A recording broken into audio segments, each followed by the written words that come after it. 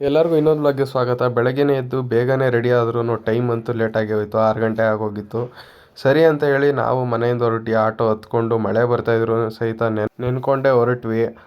Auto ಇಳಿದು ನಾವು ಮುಂದೆ ನಡ್ಕೊಂಡು ಸ್ವಲ್ಪ ದೂರ ಹೋಗಿ ರೈಲ್ವೆ ಸ್ಟೇಷನ್ ರೀಚ್ ಆದ್ವಿ. ಯಪ್ಪ ಏನು ಜನ ಗುರು ರೈಲ್ವೆ ಸ್ಟೇಷನಲ್ಲಿ.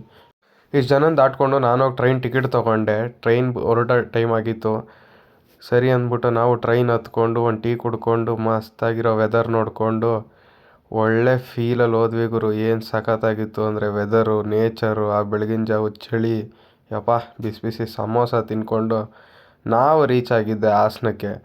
ಹಾಸನದಲ್ಲಿ ಟ್ರೈನ್ ನಿಂತ್ಮೇಲೆ ಟ್ರೈನಿಂದ ಇಳಿದು ಇನ್ನೊಂದು ಆಟೋ ಹತ್ಕೊಂಡು ನಾವು ಸೀದಾ ಬಂದಿದ್ದೆ ಗಜಾನನ ರಿಫ್ರೆಶ್ಮೆಂಟ್ಗೆ ಗುರು.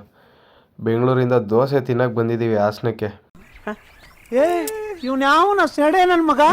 ಬಿಸಿ ಬಿಸಿ ತುಪ್ಪದ ಸೆಟ್ಟು, ಆ ಚಟ್ನಿಗೆ ತುಪ್ಪದ ಒಗ್ಗರಣೆ, ಸಖತ್ತಾಗಿತ್ತು ಮಾತ್ರ ದೋಸೆ ಟೇಸ್ಟು.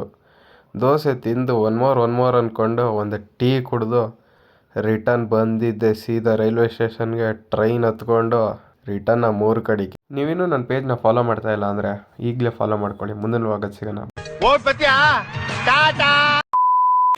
ನಾನು ಬೇರೆ ಯಾವ್ದು ಹೇಳ್ತಾರ ಇಲ್ಲ ಸ್ವಾಮಿ, ನಾನು ಪಕ್ಕ ಆಕ್ಚುಲಿ ಲೋಕಲ್. ನಾನು ನನ್ನ ಟ್ರಿಕ್ ಮಾಡಬೇಡ್ರಿ.